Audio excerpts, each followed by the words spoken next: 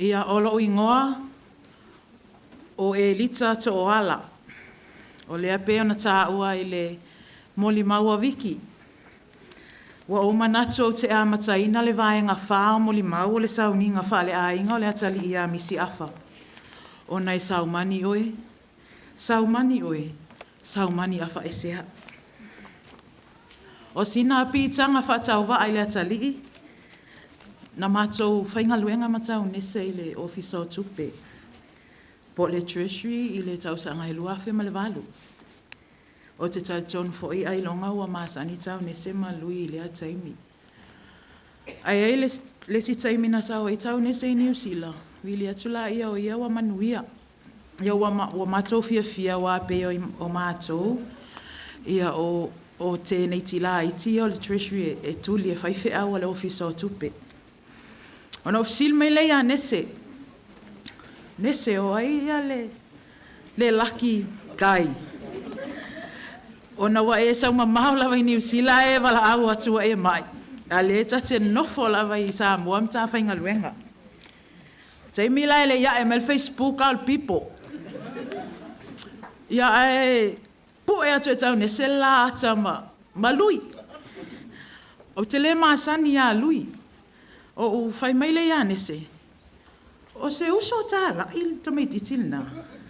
Whai mai ia o lona tau songa. Whato ia o te naile nese o te iloa e taitusa o tāla. Ia e whai mai leo nese. O lui o lae whainga luenga i le ambasa a Samoa i Saina. O na laena o e whaatu le ofisa o le ambasa a Samoa i Saina. Ia o na whamelea nese e latu Samoa matou whainga luenga, i e leifo i se mea popole ai. O na lanto tele matou e whaamawhanwhana ia nese. Ia ua ola mai loa Misiafa lua fesful lua. Ia ia teimi o te iloa e tau mau ai nese le mai ona o le vā mamau. Ia e latu la nese whamtala tia. O whapea. Ai longa iloa e nese o au ele se a inga le sau fa soa mai e ona mafatianga. Ia na o whai ale ia nese, pupula i makal kama. Pupula iai. Ia wa ale ma ke pula aku. Ma kua kofi lua le ulu i fo linga o Misiafa. Ma lui. Ia fo ia tuloa lui. Ma lo nese lon sai. Ma lo lava lon sai. Wa e manu ma lo lava i lon sai. Vai lo fa poi ponga. A mata mai ai nā le matou mafutanga ma nese ma lui. Wa le ngata la wa avea nese ma stasio matou uso. Wa feso o ta i lava matou a inga. A tupu foi se mea ia matou i mua ta. Ia o lea wa wha loa atulo i ngoa o te savali mai whangamalo ma mua ta. A tupu la se mea i matou a inga i whangamalo ma mua ta. E o tua nese ma lui. Ia wa fetau sia ia whapea, wa vea ila nese ma so uso la ititi, wa te matua ile ungali ilea. Ai o te fōlinga la ititi a la ua. Mele maua le vave le kai soifua. A vea lo leo nese ma uso la ititi, a vea ia taito ma ulu matua. Na wa a le malia nese ia nga whaapa kule le mako group chat. E ai lava le mako group chat i kongo le WhatsApp. E tau le e whaingoa le kui, le mea tau sambi le i ale o kui fiti. O ngā ola o major supplier lava le e wako e kui, e kausi e whonkele i maalua. So o sesi lava la o matou ofisa e alu i fiti. E te tau lava on whaiswha tau a Misiafa ma Niulina. Ai a fōi mai, e tau lava on fōi mai man container se rua petol tui. So le whainga la na o matou mafutanga, ia tele ala o teimi, e whaasoa to a nese. Ia Elita ia lui e le tusa o la mawhauwhau, ia o whaia nese. E on sa ia ngā lui e pisi, o ke malamalama le ngā luenga lui. O ngā o lea o le vai fafo o atu nu e lua, le tausi e taito. Ia o te whaifo ia nese, se nese o tātou a ia o tamaita ia o pahe maa uli, e ke kango i whaafile mu taito. Ai aua foile a vea lo ngau. Ia e ke sopo ai le lua wā ma taito. le mo miasko o lua e fai ko inga fo kwanga va bea e fa longo la vai fai au ia mama tai o nu maua mai lole me penga ia fai ala ia o mato maftanga le so stai me ala atu ia nese ma taito ma Misiafa mani ulina i Samoa ele misi lavana na atu mato ofisa o ngai o te mautino ai te tauna o ai lau whanau lea. E mo i fo i o so tanga wha te konolosi. Ai e se lava le papa, pe a whiloa. E i fo i taimi o te apapa e mai lava a te ito manese. O na e pisi e tausi le ofisa. E fo i taimi o te whaalong mai e tu ta maiti usapi. Ai fai o la tiute. Ia e mo i lava la Misiafa e sila tulo popole ya ni ulina. Ia onga ai wa divert umalmako attention ya ni ulina. Ia ai Misiafa. So o Misiafa ole ele stangata tautala. Ai e sele fia ai meleleo o Misiafa. So Misiafa makes sure to visit our office. O ngā mākou le o le mato ofisa i Samoa e ku kongu lawa i ku al whale inga le o le DMC Plaza. E le whai ai nino ngā tupe ofisa malo whamol mole a tō watu ia i te ua mau atu sisin mato ofisa le ini ngā luenga fsoswani whapena. Ai sa vali lai lunga mato ofisa e te mā ona lawa i le manongi o le whalai mo al DMC. O le mea langa le ngā fia luaku Misiafa. E fia ai e mai mauti noa lava Misiafa mani ulina e o ese mal mato ofisa wa tu e stupe e fasi e kau fasi e luima nese ka maiki onga o le mako walo lofa e a fuinga fa ape al mako walo lofa onga wa mako kali kongu foi le alofa o taito matau nese ya mako ia ai mai se lava o na o mato na o se uso ma se o tuangani awa maliliu foi mato matua o la sumuli lava na o vai a Misiafa le ma losi lava. O le mato o nga i toi sauninga o tamai a whaateia. I le pā o malo oso, malonto o lua, na mato o ma sauninga. Ie oso fia mai a Misiafa wau ni ulina ia e tala li soloa ia e le iloa mai. Ia Misiafa na luatu lava musu aku ia kia. Thank you so much, Auntie, for making time to come. I know you're very busy with your work. La no fai atu e Misiafa. Whawhetai fo i Misiafa wa usau le maliu o lo grandfather. Wa o ilo hai le mamau te leo le pā. Ia, o le wha mau wha ilonga na o le aso mulmuli lava na o tal no hai se au tama. Ina ua o la sa message aku nese i ama umala o sista ua e le po o i le vai o Misiafa o so ilo na fiva. O lo uso e whainga luenga le mtanga luenga so i fua malolo ina. Na message mai lava lo uso ia nese. Nese ave le tamal whanmai. Ia, whamai nese nao i lalo man. E ho la so ma fua, ma whai ei, a mai le tamal whanmai se i wa ai. Ia ave, whamai leo nese, le la o i tua, whai le tui, tau sa vali i whale olo. Ai o la so lua, whamai nese o oval fiva. Ia, toi whatu whale ola uso, a mai le tamal whanmai. Ia o tele i ano tele la ia i ona o lo uso le whalmai whapea. Ia whai e ianga luenga o le la talata i. Au le solulu. Ele i umi lava whamai nese la ilalo le pediatric ward ia Misiafa. Ai whamai wa ave ilunga la ICU. O inala na amata iloa na o mawhawhau atatau na mato minoi uma. Awai ave lo tangata la ICU o lo na winga o tinga ina. Wa loatu ala la solulu. Ia na ole va ai mai lava Misiafa ia hai Auntie. Ia o hai akulu ali lawa ia steine o viki. Ia malo uso. A mata mai lava ina la solulu. Na mato vai lava la mai. Ai sa mato ave lava le respect fo mai e fatino ia tonga fitinga. Te loa ta ia fo ia ntou fa afonga le ai se Molimau nese. Ile vai yaso nei, vai yaso atoal nan ta pena mai Misiafa.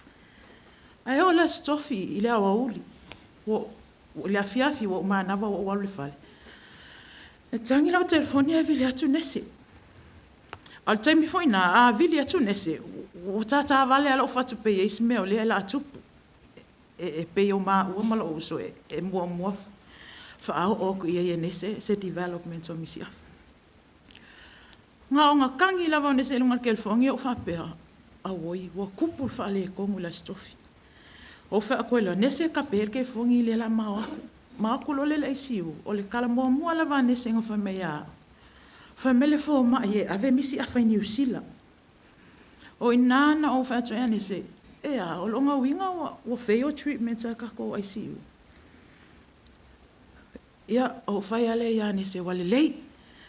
A mata mai lava le pola stofil na ma feo wa i solo malui. Sue, sa ili se avanoe mai, Misiafa. Ho whai alui. O palmia. Ho ina lava tato o sulfanga.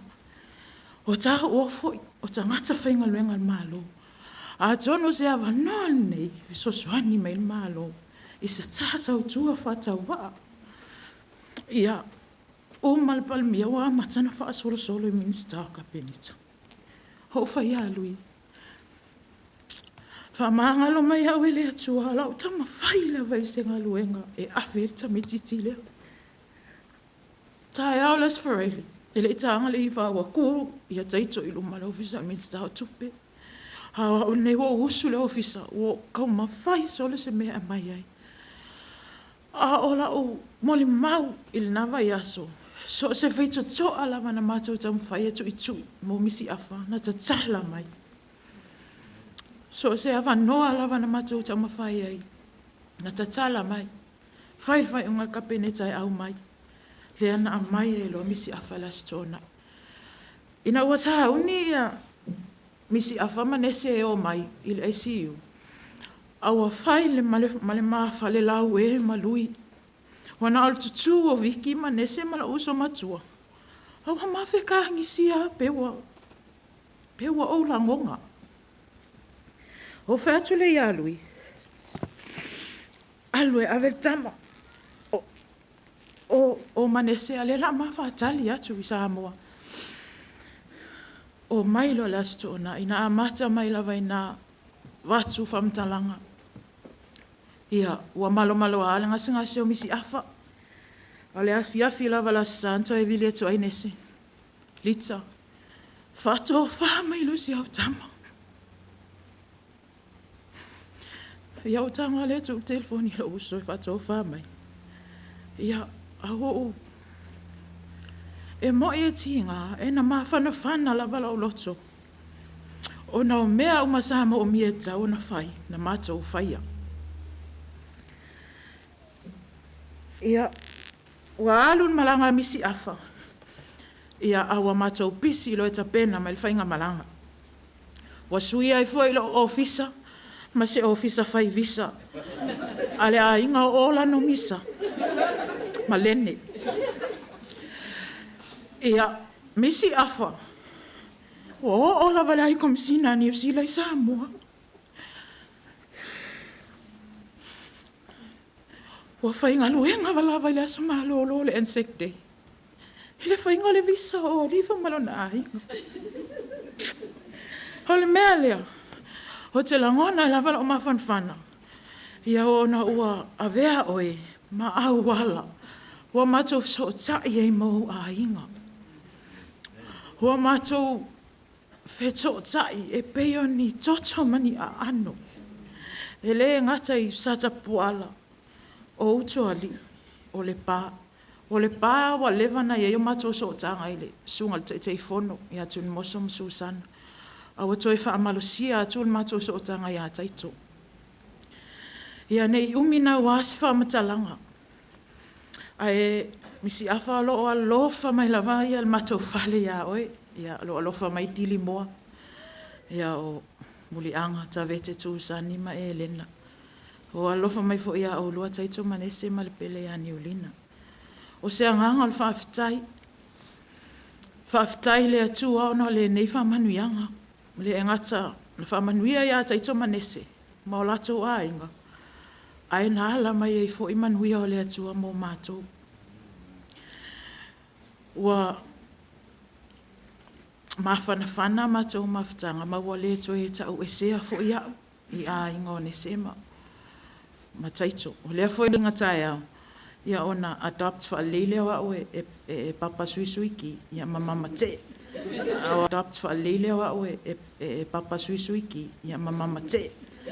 Au au ia Samoa, o lai ia Kaisarina, ia masilau niu. O le whawhitai lona lua, o taito manese. Whawhitai te le taito manese. I le lua tūla wha, i mea lua whanau. E whaasoa tu ieiso walofa. O nana o le tasi fo i le mātou tama i le mātou ainga. Ia le walua ia vau iwa si mātou te. O le lua le Misiafa maniulina, ia pei fo ia mātou whanau.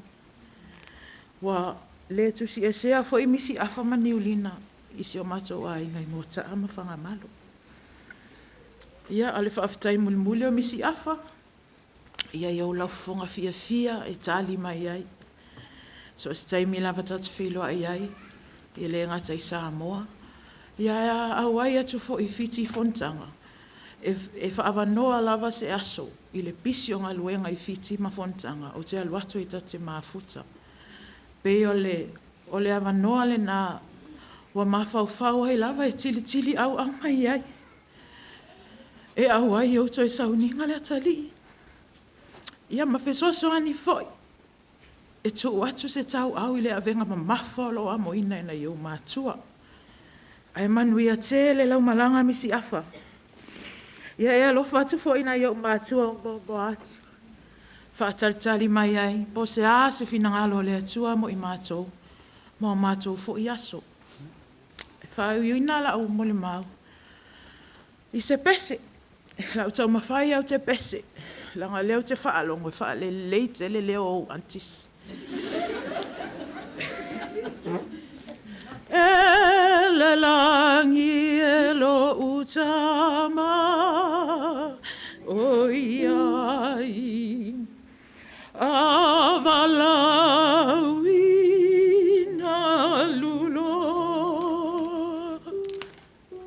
E le langi e lo utama, o iai, e no fofa atasi ai, aluia,